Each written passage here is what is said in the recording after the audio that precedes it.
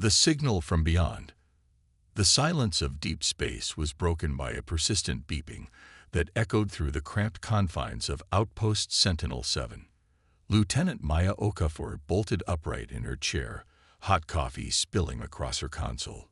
3 years stationed at humanity's furthest listening post had taught her that unscheduled alerts were never good news. "Computer, identify signal source," Maya commanded, wiping the liquid from the controls. "Unknown signal detected from Sector 87 Delta. Pattern matches Universal Distress Protocol. Language classification: non-human." Maya's heart rate doubled instantly. Humanity had been searching for intelligent extraterrestrial life for centuries, yet despite colonizing nearby star systems, they remained cosmically alone. Until now. "Display signal pattern," she ordered. The screen flickered to life, showing a pulsating waveform. 3 short bursts, 3 long, 3 short again. The universal SOS used across human space, but the message that followed used symbols unlike anything in Earth's extensive linguistic database. With trembling fingers, Maya activated the emergency quantum communication link. "Earth Command, this is Outpost Sentinel-7. Priority Alpha. First contact scenario in progress." Admiral Helena Vasquez stood before the United Earth Defense Council, her weathered face illuminated by holographic star charts, hovering above the polished obsidian table.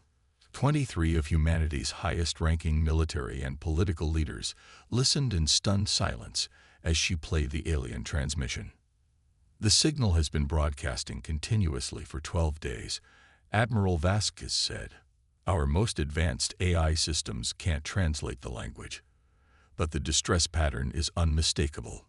General Takahashi, the silver-haired head of Special Operations, frowned. "And this signal originates from beyond the Arcturus void.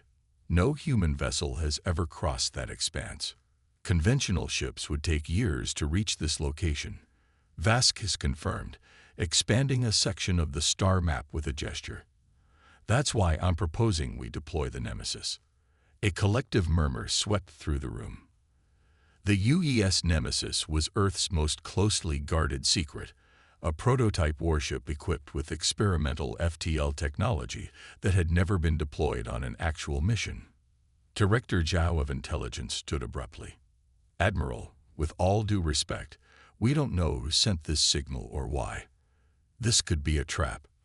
The Nemesis represents decades of research and trillions in resources. We cannot risk." "Cannot risk what, Director?" Vasquez interrupted, answering a cry for help. "What does it say about humanity if we ignore the first intelligent contact we've discovered because we're afraid?" President Santiago, who had remained silent, finally spoke. "If we were the ones sending desperate signals into the void, wouldn't we hope someone would answer?" She turned to Vasquez. "Who would command this mission?" "Commander Ilara Chen. She's our best tactical officer and has specialized training in first contact protocols." The president nodded slowly. "Very well. The Nemesis launches in 48 hours. This is officially a humanitarian mission, but..." She paused, her eyes hardening. "Be prepared for anything." Commander Ilara Chen watched technicians scurry across the vast lunar hangar where the Nemesis waited. Unlike the utilitarian designs of conventional Earth vessels, the Nemesis resembled a predator. Its obsidian hull absorbing light rather than reflecting it. Its unusual geometry, the result of physics humans had only begun to understand. "All systems are green, Commander," reported Lieutenant Dominic Rice, the ship's systems specialist. "The quantum core is stabilized, and the M-drive is calibrated for transvoid jump." Chen nodded, continuing her inspection. At 41, she had seen more combat than most career officers, but this mission filled her with equal parts dread and excitement. "What's the latest on that signal analysis?" she asked Dr. Marcus Webb, the brilliant and eccentric xenobiologist who had been working to decipher the alien message. Webb ran a hand through his disheveled hair. "It's unlike anything in our linguistic database. The symbols shift and reconfigure in patterns suggesting a multidimensional language structure. possibly from beings who perceive reality differently than we do.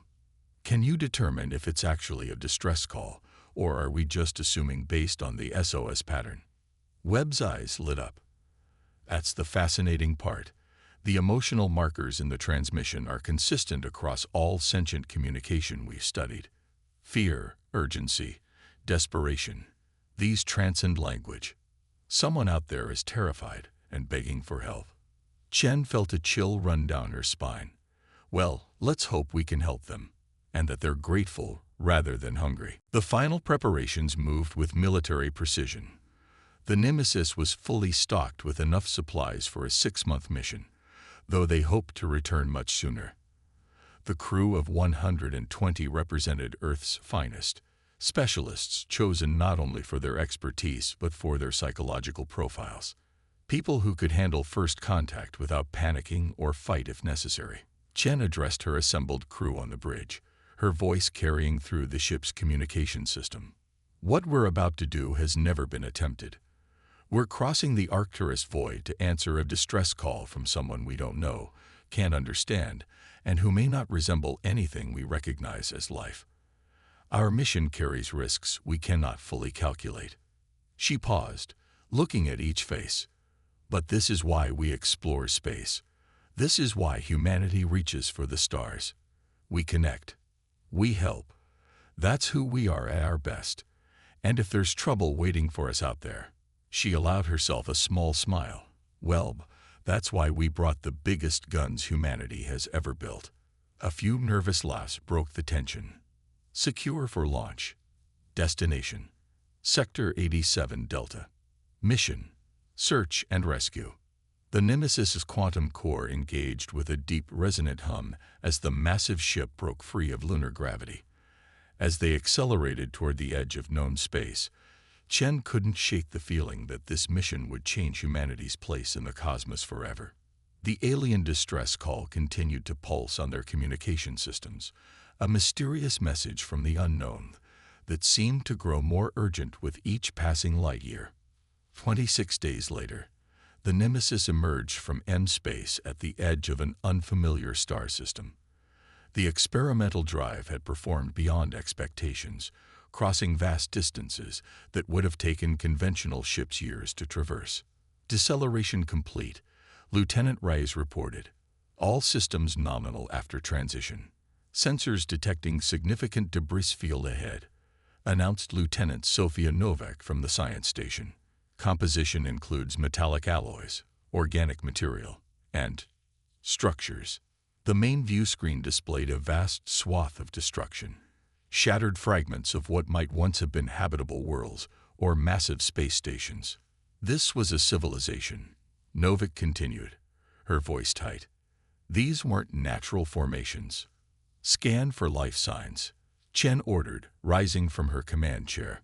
The bridge fell silent as sensors swept the debris field. After what seemed an eternity, Novak looked up. Faint readings from what appears to be a partial structure, some kind of station or vessel that survived whatever happened here. Take us in, Chen ordered. Yellow alert. Shields at maximum. The Nemesis navigated carefully through the field of destruction. As they approached the structure, they could see it had once been magnificent, a crystalline vessel that might have housed thousands, now fractured and dark, most of its sections exposed to vacuum.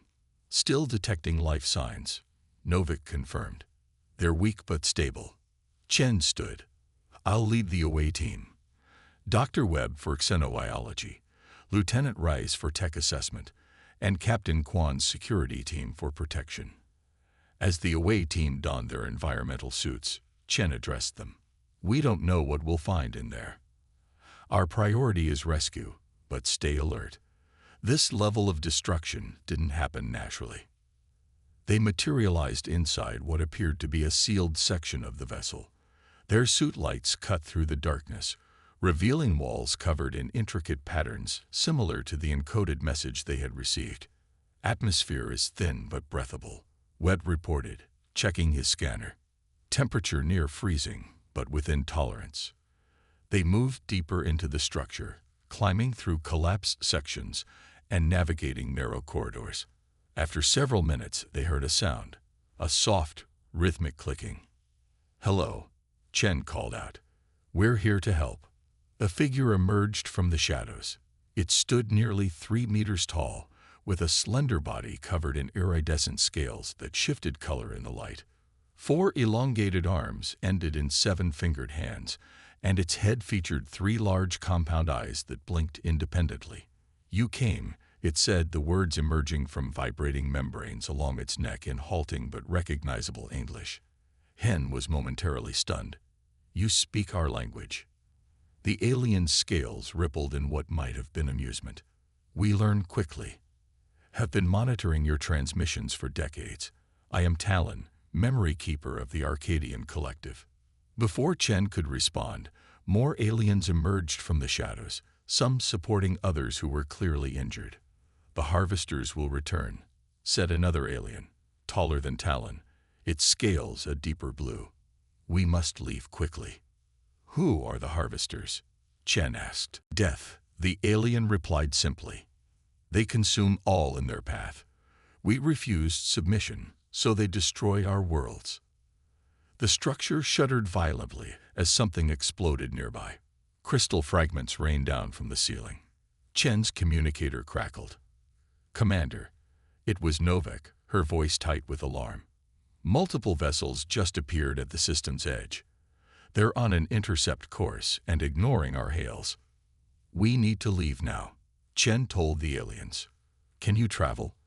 We can evacuate as many as our ship can hold." As they organized the survivors for emergency transport, Chen asked, "Why are they so determined to destroy you?" Talon fixed her with those strange compound eyes. "Because we know what they truly are. Because we found a way to fight back." The structure shook again, more violently this time. Through a breach in the hull, Chen glimpsed dark ships in the distance, angular vessels that seemed to absorb the light around them, advancing with implacable purpose. Their first contact with alien life was already turning into a desperate battle for survival, and humanity's most advanced warship was about to face its first real test. Humanity's response. The Nemesis shuddered as another energy blast glanced off its shields.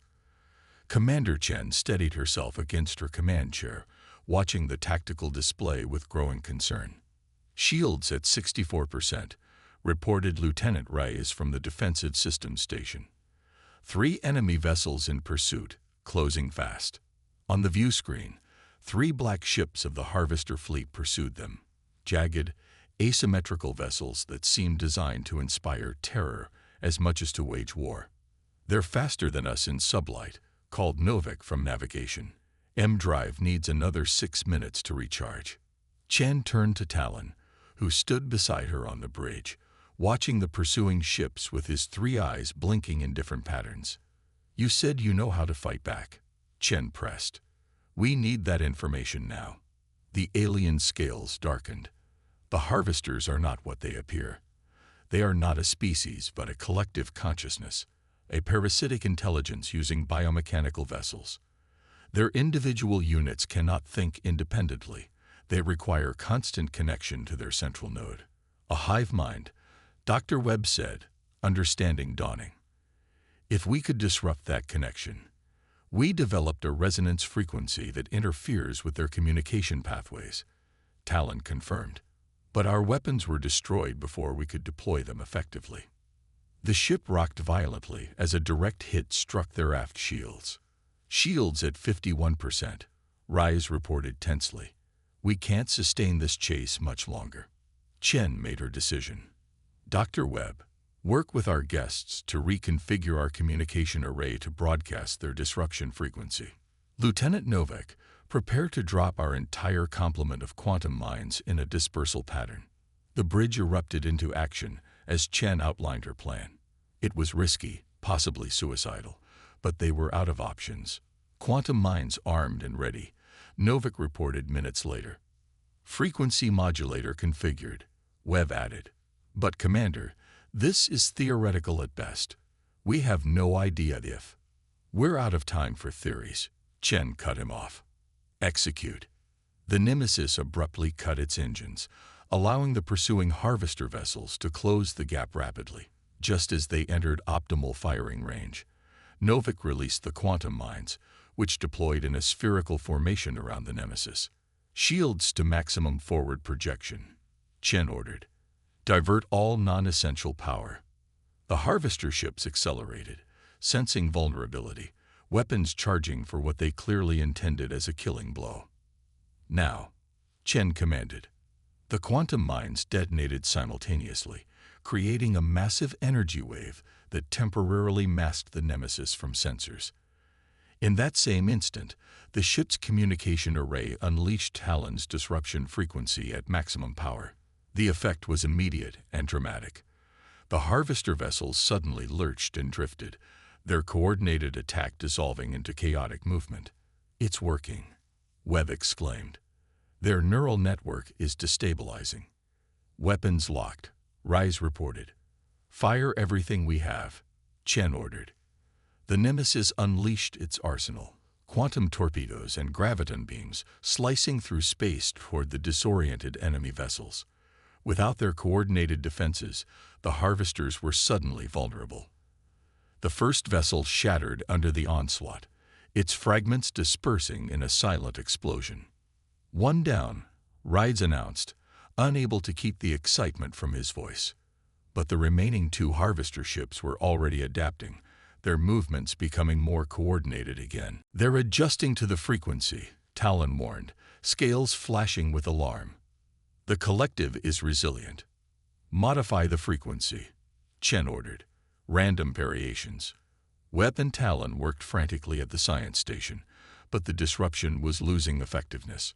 The harvester ships regained formation and launched a devastating counterattack. The Nemesis lurched violently as multiple hits struck its weakened shields. "Shields failing," Rise reported grimly. "Hull breaches on decks 7 through 9. Emergency containment activated."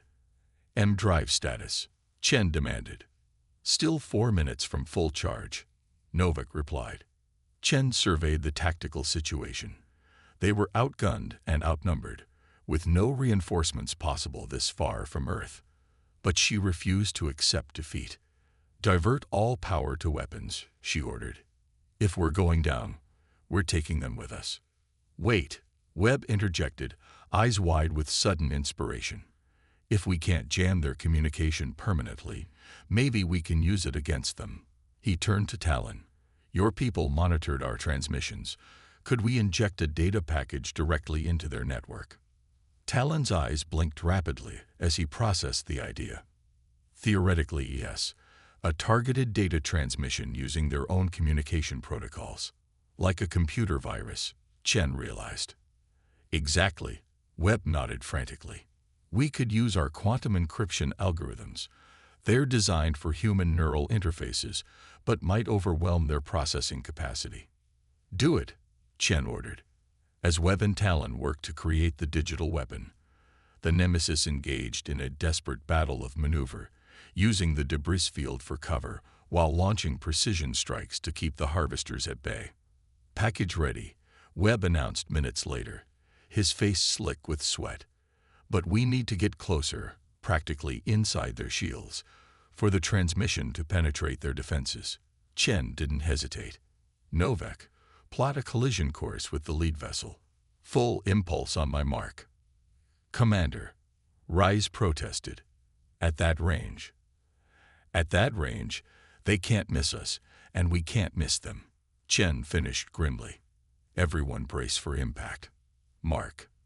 The Nemesis surged forward, engines straining as they accelerated directly toward the larger harvester vessel. The enemy ship fired desperately, scoring multiple hits that tore through the Nemesis's remaining shields and into its hull. "Breaches on all decks," someone shouted as the ship shuddered violently. 3 seconds to contact. Novik counted down, hands steady despite the chaos. "Transmitting now," Webb called. The Nemesis veered at the last possible moment, scraping along the harvester's energy field close enough to feel its gravitational pull. For a breathless moment, nothing happened. Then the harvester vessel convulsed, lights flickering across its surface. Its weapons went silent, and it began to drift aimlessly. Direct hit to their system, Webb reported, disbelief in his voice. The virus is propagating through their network. The effect spread to the second vessel, which also began to drift. But the victory was short-lived as the Nemesis' own systems started failing from battle damage. Life support failing, Rise reported. Reactor containment at critical levels. Chen was about to order evacuation when Novak shouted. Quantum signatures detected. Multiple vessels dropping out of M space. The view screen flickered, showing 8 Earth warships materializing around them, led by the imposing silhouette of the UES Thermopylae, Admiral Vasquez's flagship.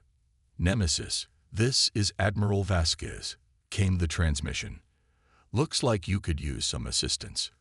Relief flooded through Chen. Admiral, you're a sight for sore eyes. Be advised, we have civilian evacuees aboard and 2 enemy vessels temporarily disabled. Copy that, Commander. Hold tight. Cleanup crew is incoming. Earth's warships moved with surgical precision, surrounding the disabled harvester vessels and bombarding them with concentrated fire until nothing remained but scattered debris. Medical teams from the Thermopylae soon arrived on the Nemesis, treating the wounded, both human and Arcadian. In the ship's conference room, Chen, Webb, and Talon briefed Admiral Vasquez on everything they had learned. So these harvesters have been systematically eliminating advanced civilizations throughout this sector? Vasquez asked, her expression grim. For millennia, Talon confirmed. They consume resources, technology, and knowledge. They adapt and evolve with each conquest. But they've never encountered humans before, Chen added. Our technology, while less advanced in some areas, operates on fundamentally different principles. That's why our virus worked. They couldn't adapt to something they'd never encountered. Vasquez nodded slowly. And your people, Talon, how many survived? Perhaps a few thousand, scattered across hidden outposts. The alien replied, his scales dimming with grief. We were billions once, spanning 12 worlds. I've spoken with Earth Command, Vasquez said after a moment. We're establishing a permanent presence in this sector. The Thermopylae will remain here with 4 support vessels while the Nemesis returns your people to Earth for sanctuary. She turned to Chen. Your tactics were unorthodox, Commander, but effective. Without your data on these harvesters, we'd be facing them blind when they eventually found their way to Earth. They're still out there, Webb reminded them. What we encountered was just a small scouting force. Then we'll be ready, Vasquez said firmly. Humanity has never shied away from a fight, especially when innocent lives are at stake. Later, as the Nemesis prepared for the journey home, its hull patched but still bearing the scars of battle, Chen found Talon observing Earth's ships from the observation deck.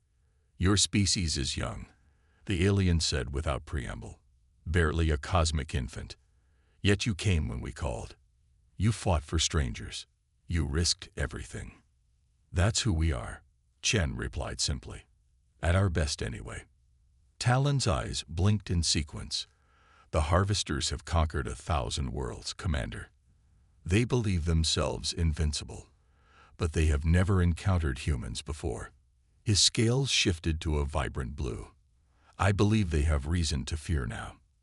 As the Nemesis turned toward Earth, carrying the survivors of a civilization nearly erased from existence, Chen couldn't help but feel that humanity had just announced its presence to the galaxy in the most human way possible, by answering a cry for help with everything they had. And somewhere in the vast darkness, the harvesters were learning a lesson that many before them had discovered. Underestimating humanity's resourcefulness, determination, and capacity for improvisation was a dangerous mistake. The war had only just begun, but for the first time in millennia, the harvesters faced an enemy they couldn't simply consume and forget. They faced humanity.